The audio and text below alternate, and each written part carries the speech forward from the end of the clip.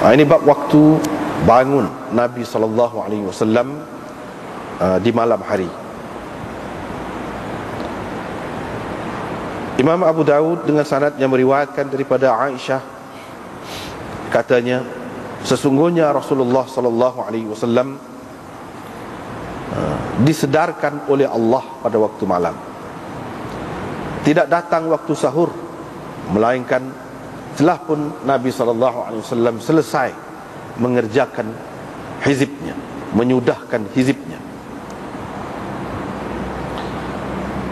Dengan sanadnya Imam Abu Dawud meriwayatkan daripada Masruq, katanya, saya telah bertanya Aisyah tentang sembahyang Rasulullah SAW.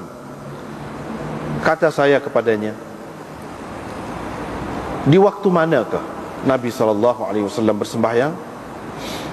Aisyah menjawab, Nabi SAW apabila mendengar kokok ayam, qama, beliau bangun dan bersembahyang.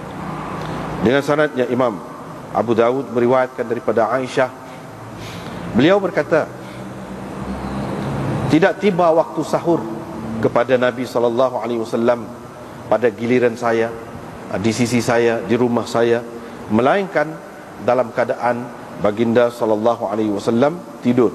Maksud beliau, yang dimaksud Aisyah ialah Nabi SAW. Dia yang tadi itu maksudnya Nabi. Dengan sanadnya Imam Abu Dawud meriwayatkan daripada Hudzaifah, katanya Nabi SAW apabila berlaku sesuatu perkara yang besar kepadanya, baginda akan bersembahyang. Dengan sanadnya Imam Abu Dawud meriwayatkan daripada Rabi'ah bin Ka'ab al-Aslami, dia berkata, aku pernah bermalam bersama Rasulullah SAW, di mana aku bawakan kepadanya air sembahyangnya dan keperluannya. Faqala, pada ketika itu Nabi SAW bertanya, mintalah, kata kepada aku, salni, mintalah dengan aku, yakni apa yang kau mahu.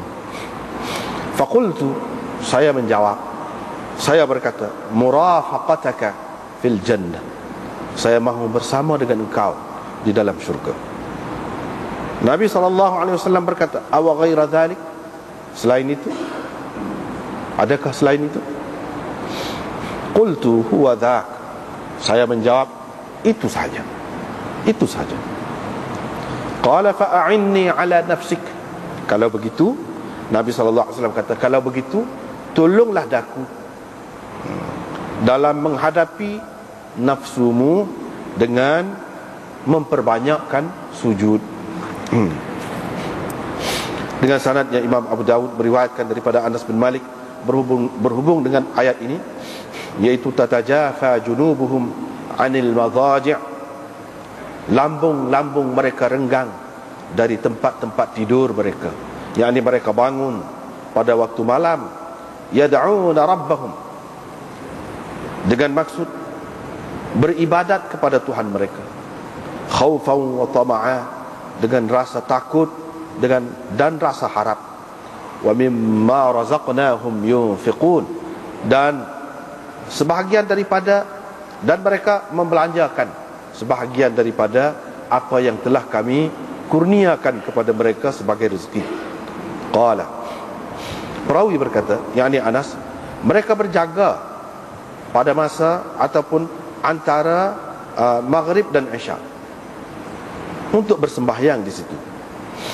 Qala, perawi berkata, wa kana al-Hasan, yakni Hasan Basri berkata, qiyamul lail, mereka berjaga tu, mereka bangun itu untuk mengerjakan sembahyang tahajud ataupun qiyamul lail. Dengan sanadnya Imam Abu Dawud meriwayatkan daripada Anas berhubung dengan firman Allah, kanu qalilan minal laili ma yahja'un, mereka tidur sedikit pada waktu malam. Pada waktu malam diambil mereka sedikit waktu untuk tidur. Boleh juga.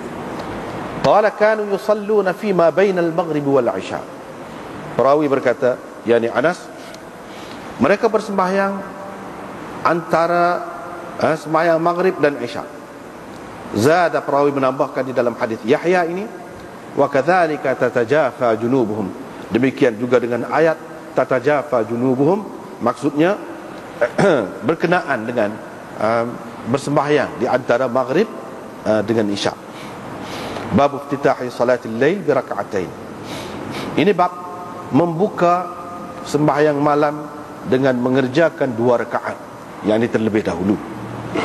Dengan sanadnya Imam Abu Dawud meriwayatkan daripada Abi Hurairah, katanya Rasulullah sallallahu alaihi wasallam bersabda, apabila seseorang daripada kamu bangun pada waktu malam, maka hendaklah dia bersembahyang 2 rakaat yang ringkas, yang ini terlebih dahulu. Dengan sanadnya Imam Abu Dawud meriwayatkan daripada Abi Hurairah, hadis tadi yakni sama dengan makna hadis tadi. Idza tu idza, yakni idza qama ahadukum minal lail, bimaknahu. Hak idza tu maknanya permulaan lah. Lepas tu bimaknahu, hak seterusnya tu sama dengan makna hadis tadi. Hak kita baca sana. Cuma dalam riwayat ini dia ada tambah. Hak tadi sekat tadi je. Hak ni dalam riwayat ni makna hadis tadi juga, bukan lafaz hadis tadi, makna hadis tadi. Cuma dalam riwayat yang baru ni dia ada tambah, iaitu thumma liyutawwil ba'du ma syaa. Kemudian dia bolehlah selepas itu memanjangkan ma syaa, sebanyak mana yang dia mahu, berapa rakaat yang dia mahu, boleh. Abu Dawud berkata, hadis ini diriwayatkan oleh Hammad bin Salamah, Zuhair bin Muawiyah, dan sekumpulan ulama perawi daripada Hisham, daripada Muhammad. Mereka memauqufkannya, yakni menghentikan riwayat hadis itu pada Abi Hurairah.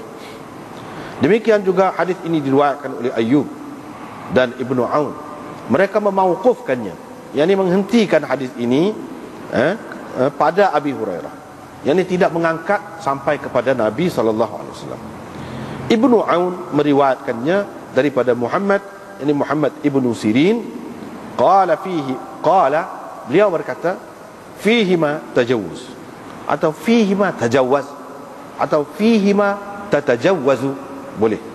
Kalau kita kata tajawaz, mana fi'il amar daripada tajawwaza yatajawwazu. Kalau kita kata tajawuz, itu masdar daripada tajawwaza yatajawwazu, tajawuz.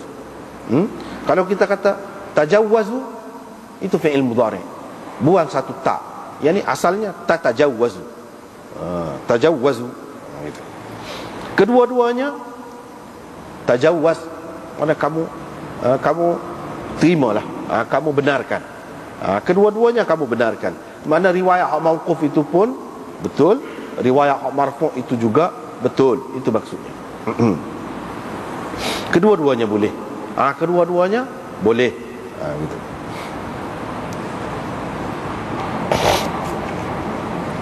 Yang ni kedua-dua sanad itu betul, kedua. Hak mauquf pun betul, hak marfu' pun betul, itu maksudnya.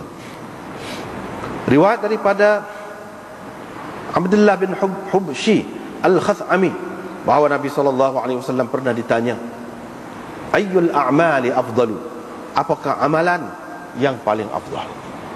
Nabi SAW menjawab, tulul qiyam, yakni lama berdiri, yakni bersembahyang.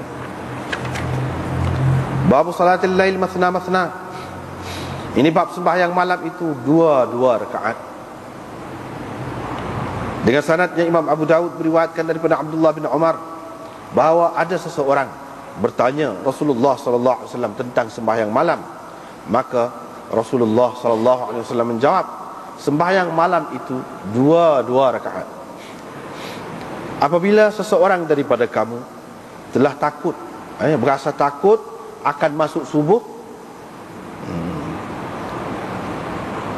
dia bersembahyanglah 1 rakaat, tutiru lahu, sebagai witir baginya, kepada apa yang telah dikerjakannya, sebagai witir baginya kepada apa yang telah dikerjakannya. Jadi 1 rakaat tu tambah daripada hak telah dikerjakannya.